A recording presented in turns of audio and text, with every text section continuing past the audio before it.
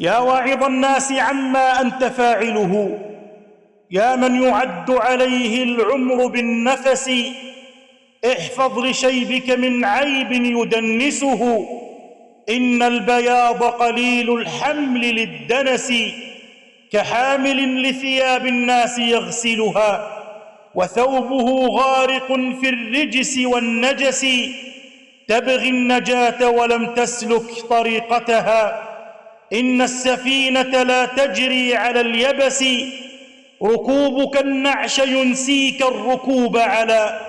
ما كنت تركب من بغل ومن فرس، يوم القيامة لا مال ولا ولد، وضمة القبر تنسي ليلة العرس.